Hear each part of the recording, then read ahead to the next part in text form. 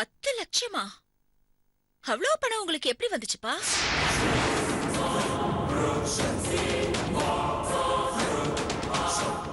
பிரகாஷ் மாமனார் கிட்ட நீங்க அவனை அடமானம் வச்சுட்டு வாங்கின பணம் அது.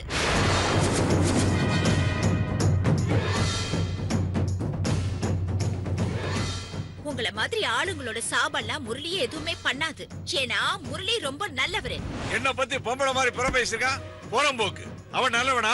அப்பா, அசிங்கத்தை நீங்க பண்ணிட்டு முரளிய குறை சொல்லாதீங்க. முரளி யாரு? அவருக்கும் இந்த குடும்பத்துக்கும் என்ன சம்பந்தம்? ஆனா அம்மாக்கு ஆபரேஷன் பண்ணலனா பெரிய பிரச்சனை ஆயிடும்னு தெரிஞ்சு கொஞ்சம் கூட யோசிக்காம அவர் வீட்டை அடமான வச்சு பணத்தை கொண்டு வந்து கொடுத்தாரே, அவர் மனுஷனா இல்ல நீங்களா? கட்டினவளை காப்பாத்தணுங்கிற எண்ணம் இல்ல, திருடுறோமேங்கிற அசிங்கம் இல்ல, பெத்த பசங்க அடிச்சுக்கிறாங்களேங்கிற வருத்தம் இல்ல, சம்பந்தி கிட்ட பணத்தை வாங்குறோமேங்கிற அவமானமும் இல்ல. இப்படி எதுவுமே இல்லாத ஒரு ஆளுக்கு நான் மகளா பிறந்திருக்கேனேன்னு நினைக்கும் போது எனக்கு அசிங்கமா இருக்கு. போது நிறுத்து. என்ன விட்டா பேசிட்டே போற? இது பாரு, நெக்லஸ் நான் ஒண்ணும் திருடல. பீரோ கடையில கிடந்தது, நான் அதை எடுத்து வச்சிருந்தேன். அத போய் திருடுனேன்னு சொல்ற? நெக்லஸ் கிடைச்ச உடனே அத சொல்லிருக்கணும் இல்ல, கொடுத்திருக்கணும் இல்ல? இந்த நிமிஷம் வரைக்கும் ஏன் அத பத்தி சொல்லல? கேக்குறல்ல, சொல்லுங்க. நீங்க திருடலனா நெக்லஸ் கிடைச்ச உடனே சொல்லி இருக்கலாம்ல, ஏன் சொல்லல? மறுபடியும் சொல்றேன், நான் திருடல. பீரோ கடையில கிடந்த நான் எடுத்து வச்சேன், அவ்வளவுதான். ஒரு பொய்ய திரும்ப திரும்ப சொல்லி அதை உண்மையாக்க பாக்காதீங்க. நெக்லஸ் எடுத்த விஷயத்தை ஏன் சொல்லல? அதுக்கு பதில் சொல்லுங்க. அது ஒரு ட்ரிங்க்ஸ் கம்பெனியோட ஏஜென்சியை நான் எடுக்க போறேன். அதுக்கு 10 லட்சம் ரூபாய்க்கு மேல தேவைப்படுது. முதல்ல நெக்லஸ பயன்படுத்திட்டு அப்புறம் டபுள் மடங்கா திருப்பி கொடுக்கலான்னு இருந்தேன். இதுல என்ன தப்பு இருக்கு? என் நல்ல எண்ணத்தை பாராட்டாட்டி பரவாயில்ல, என்ன திருடன்னு சந்தேகப்படாதீங்க. பாத்தியாமா, கேட்டியா? உன் புருஷனோட நல்ல எண்ணத்தை கேட்டியா? சம்பாதிச்சு டபுள் மடங்கா திருப்பி கொடுக்க போறாராம். இப்படி சொல்றதுக்கு உங்களுக்கு அசிங்கமா இல்ல? இத்தனை வருஷம் ஒத்த ரூபா கூட சம்பாதிக்க துப்பில்ல. பிசினஸ் பண்றேன்னு தாத்தாவோட சொத்தையெல்லாம் அழிச்சீங்க. இப்போ சம்பந்தி கிட்ட பிச்சை வாங்கின 10 லட்சத்தையும் மருமக கிட்ட இருந்து திருடின நெக்லஸையும் வச்சு பிசினஸ் பண்ண போறாராம். இப்படி நினைக்கிறதுக்கே உங்களுக்கு கேவலமா இல்ல? கொஞ்சம் நிறுத்துறியா? வாய்க்கு வந்தபடி எல்லாம் பேசாத. இந்த நக்கல் நையாண்டி எல்லாத்தையும் நான் பிசினஸ் ஜெயிச்சு வருவோம் பாரு, அப்பா வச்சுக்கலாம். இங்க பாரு, நீ எடுத்த பணத்தையும் நெக்லஸையும் கூட. இங்க பாரு, நான் 12 மணிக்குள்ள கம்பெனில நான் பணத்தை கட்டணும். இங்க பாரு, அப்பதான் எனக்கு டீலர்ஷிப் கிடைக்கும். போய் பணத்தை எடுத்துட்டு வா. அந்த பணம் என்கிட்ட இல்ல. எனக்கு டைம் ஆச்சு சுஜாதா. பணத்தை நெக்லஸ் உடனே எடுத்துட்டு வா. அது ரெண்டுமே இப்ப என்கிட்ட இல்ல. சேர வேண்டிய இடத்துல போய் சேர்ந்தாச்சு. சேர வேண்டிய இடம்னா ஏன்ட்டு தானே வரணும். நியாயமா யார்கிட்ட போய் சேரணுமோ அவங்க கிட்ட போய் சேர்ந்தாச்சு. என்னமா ஆச்சரியமா இருக்கு? ஒரு போன் கூட பண்ணல, திடீர்னு கிளம்பி வந்துட்ட. ஏதாவது ஆபீஸ் வேலையா வந்தியா? இல்ல மாமா, ஒரு முக்கியமான விஷயமா தான் உங்களை பார்த்து பேசிட்டு போலான்னு வந்த. நீ என்ன சொல்ல வரேன்னு எனக்கு புரியுதுமா. எல்லா விஷயத்தையும் பிரகாஷ் நித்யாவும் ஏற்கனவே எனக்கு சொல்லிட்டாங்க. விஜய் மேல மாப்பிள்ள இப்படி ஒரு பழிய போட்டு பேசிட்டாருன்னு எனக்கு ரொம்ப சங்கடமா போச்சுமா. நீங்க பேசுனது தப்பு மாப்பிள்ளைன்னு நானும் எங்க வீட்டுக்காரையும் எடுத்து சொன்னோம். ஆனா மாப்பிள்ள அதை புரிஞ்சுக்கிற மாதிரி தெரியல. இதுல இருந்தே தெரியுது பிரகாஷ் உங்க மனசையும் புண்படுத்தி இருக்கான்னு.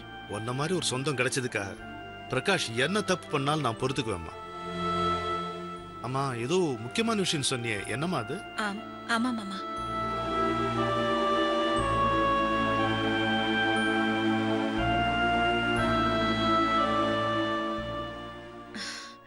இந்தாங்க மாமா.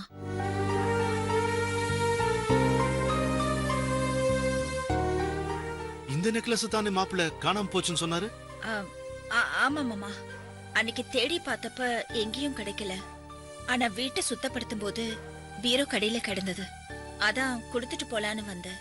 பாத்தியம்மா, இது எவ்வளவு பெரிய சங்கடமா போச்சு. அவசரப்படாம கொஞ்சம் பொறுமையா இருந்திருந்தா யாருடைய மனசும் புண்படாம இருந்திருக்கும்ல. மாப்பிள்ளையோட அவசர புத்தியால விஜய்க்கு எவ்வளவு பெரிய அவமானம், வேதனை. இத விஜய் கேட்டா மாப்பிள்ளை என்ன பதில் சொல்லுவாரு? அதை விடுங்க மாமா. விஜய் கிட்ட நான் பேசி சமாதானப்படுத்திக்கிறேன். இந்த நெக்லஸ மட்டும் நீங்க நித்யா கிட்ட கொடுத்துருங்க. ம். அப்புறம் இன்னொரு விஷயம் மாமா, இந்தாங்க மாமா என்னம்மா இது? பணம்.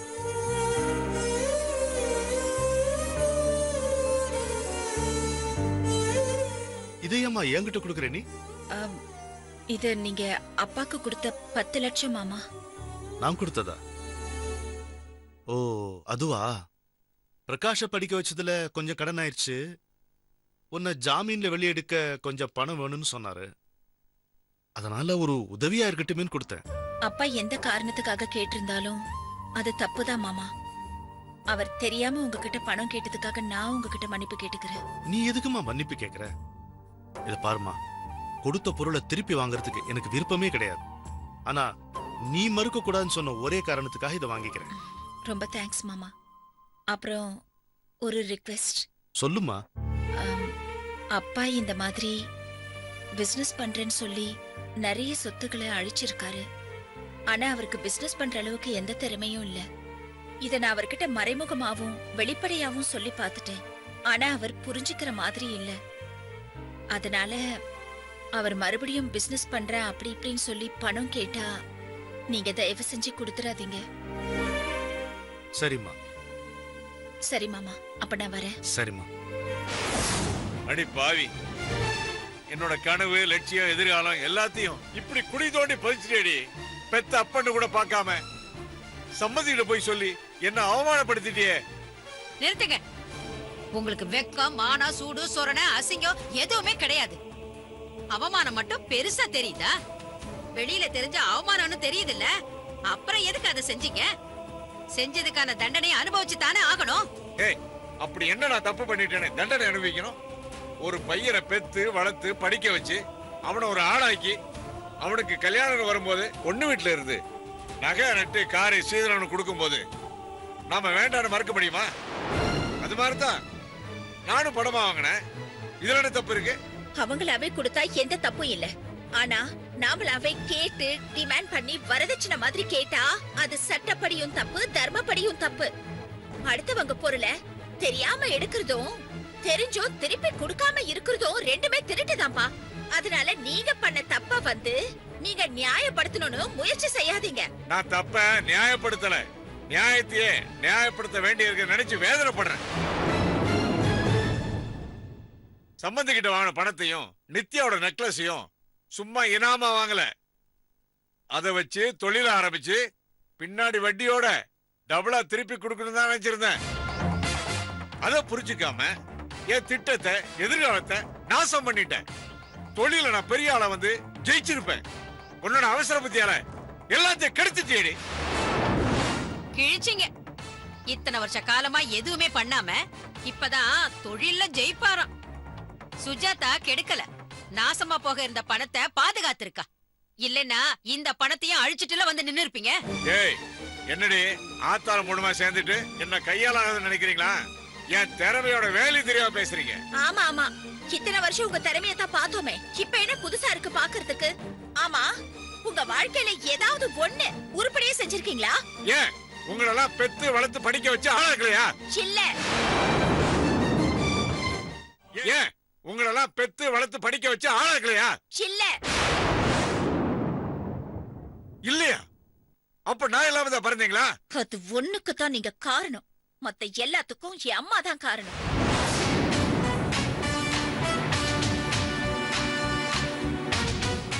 பெத்தது அம்மா, வளர்த்தது அம்மா, படிக்க வச்சது அம்மா. இன்னைக்கு சமுதாயத்துல நான் ஒரு ஆளா இருக்கேன்னா அது எல்லாத்துக்கும் காரணம் அம்மாவும் தாத்தாவும் மட்டும்தான். நீங்க பண்ண ஒரே ஒரு நல்ல காரியம், தாத்தாவோட சொத்து எல்லாத்தையுமே வித்துட்டீங்க. இப்போ விக்கிறதுக்கு எந்த சொத்தும் இல்லன்னு சொல்லி பையனை சம்மந்திக்கிட்ட அடமானம் வச்சுட்டு 10 லட்சம் வாங்கிட்டீங்க. விஜய்க்கு திருடி பட்டத்தை கட்டிட்டு அந்த நெக்லஸையும் திருடிட்டீங்க. ச்சே, உங்க சுயநலத்துக்காக நீங்க யார வேணாலும் எதை வேணாலும் எப்ப வேணாலும் வித்துருவீங்களா? ஆமா, நான் சுயநலவாதிதான், ஒத்துக்கிறேன். உன்னை பெத்தது உங்க அம்மா தான். ஆனா நான் தான் உங்க அப்பன். அது இல்லைன்னு சொல்ல முடியுமா? எனக்கு எந்த தகுதியும் இல்லாம போட்டும், அதுக்காக தகப்பன் கூட பார்க்காம மரியாதை இல்லாம வாய்க்கு வந்தபடி பேசுவியா? பேங்க்ல நீ பெரிய மேனேஜர்னா என்ன வேணாலும் சொல்லுவ, அதை நான் கேட்கணுமா? நீ பேங்க்ல பெரிய மேனேஜர் தானே, எனக்கு பிசினஸ் பண்றதுக்கு ஏதாவது லோன் அரேஞ்ச் பண்ணி தர வேண்டியதானே? அப்படி தந்திருந்தேனா நான் ஏன் சம்பந்தியில கையேத போறேன்? எனக்கு எந்த நல்லது நீயும் பண்ண மாட்டேன், நானா எதுவும் பண்ண அதையும் பண்ண விட மாட்டேங்கிறேன். நான் தெரியாம தான் கேக்குறேன். என் சம்பந்தி கிட்ட நான் கொடுத்து வாங்குவேன், இல்ல வாங்கிட்டு கொடுப்பேன். இது எங்க 2 பேருக்குள்ள பிரச்சனை. அதுல தலையிட நீ யாரு?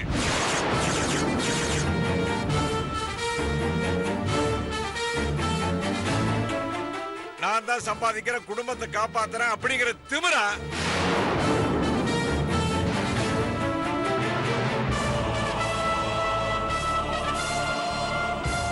நீ இல்லைன்னா என் பொண்டாட்டி காப்பாத்த முடியாது நினைக்கிறியா? நீ இல்லாம என் பொண்டாட்டி காப்பாத்தி காட்டட்டுமா? நீ எப்ப என் கனவு, லட்சியத்தை, என் எதிர்காலத்தை நாசம் பண்ண நினைச்சியோ அப்பவே உனக்கு எனக்கு சரிப்பட்டு வராது. நீ இனிமே ஒரு நிமிஷம் கூட இந்த வீட்டுல இருக்க கூடாது.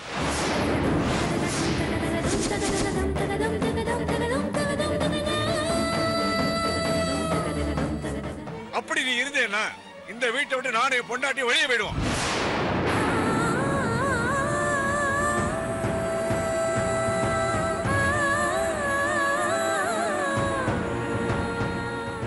ஏங்க, உங்களுக்கு புத்தி ஏதாவது மழுங்கி போச்சா? நாம இந்த வீட்டை விட்டு போனாலும் வாழ முடியாது. சுஜாதா இந்த வீட்டை விட்டு போனாலும் நாம வாழ முடியாது. அத புரிஞ்சுக்காம ஆத்திரத்துல அறிவில்லாம பேசிக்கிட்டு இருக்கீங்க. ஏய், வாய மூடு. யார் அறிவில்லாம பேசுற? உன் பொண்ணு சம்பாதிக்கிற திமிர்ல என்னோட எதிர்காலத்தை நாசம் பண்ணிட்டு வந்து நிக்கிறான். ஏன் இப்படி செஞ்சேன்னு அவளை கேட்க உனக்கு துப்பு இல்ல? என்ன பார்த்து அறிவு இருக்கா, புத்தி மணிக்கு போச்சான்னு கேக்குற? உனக்கு சேர்த்தா சொல்ற, கட்டின புருஷன் தான் முக்கியம்னு. என் கூட வந்தாலும் சரி, இல்ல பெத்த பொண்ணு தான் முக்கியம், அவதான் சம்பாதிக்கிறான்னு, அவ கூட போனதான் சொகுசா வாழ முடியும்னு நீ போனாலும் சரி, எதனால நீயே முடிவு பண்ணிக்கோ.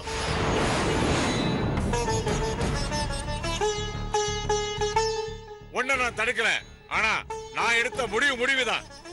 ஒண்ணு அவ இந்த வீட்டுல இருக்கணும், இல்ல நான் இருக்கணும்.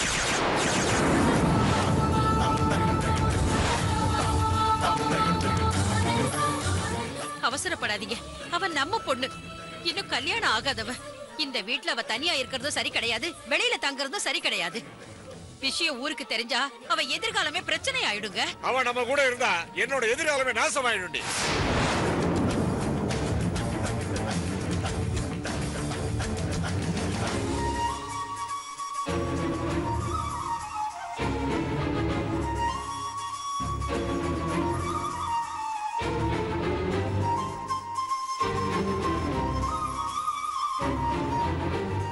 என்ன நினைக்கிறேன்? நீ போறியால நாங்க போட்டுமா? நானே போறேன்.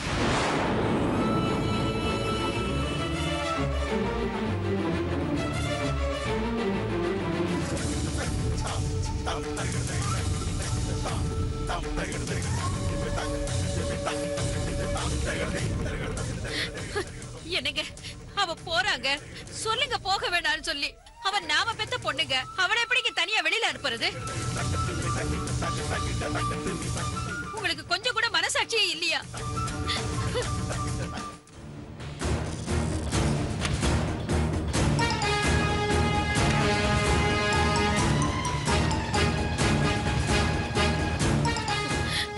அவசரப்படாத சுஜாதா, அவர்தான் புத்தி கெட்டு பேசிட்டார்னா நீயும் போகணுமா?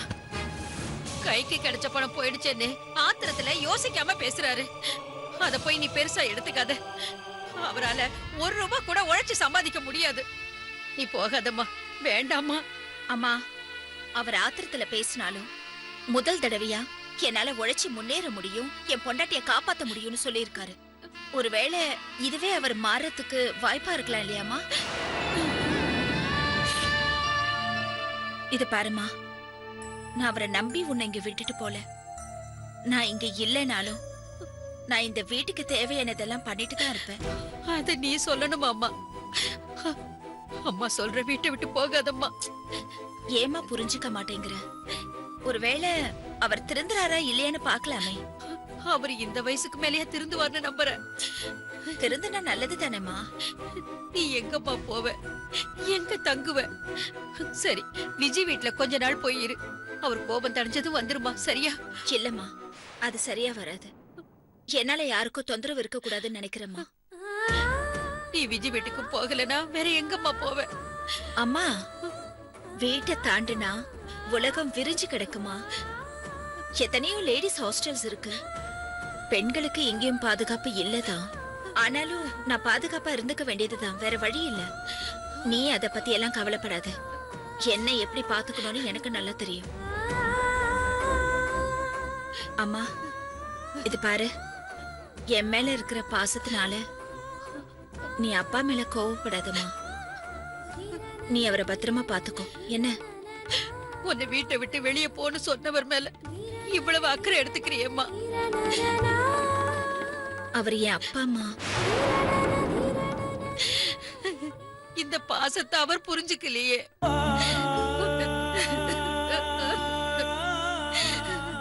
அம்மா ப்ளீஸ்மா, நீ அழாத.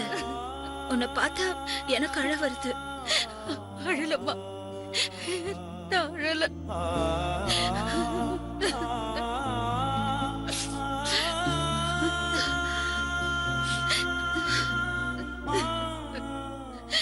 முடியலம்மா, என்னால அழாம இருக்க முடியலம்மா. அம்மா, அம்மா என்ன பண்றதுமா? நான் கிளம்புறேன்.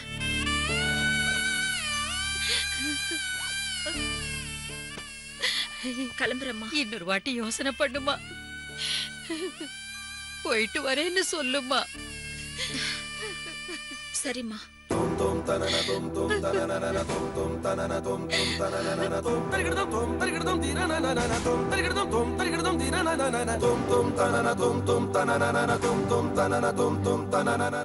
சுஜாதா, நானும் உன் கூட வரேம்மா.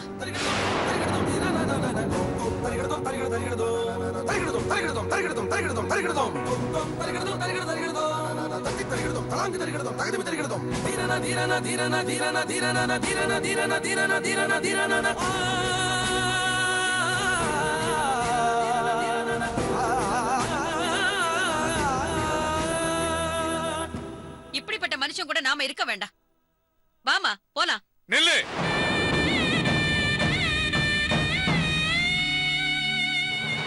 நீ எங்க வேணாலும் யாரு கூட வேணாலும் போ. ஆனா போறதுக்கு முன்னாடி நான் கட்டின தாலியை கொடுத்துட்டு போ.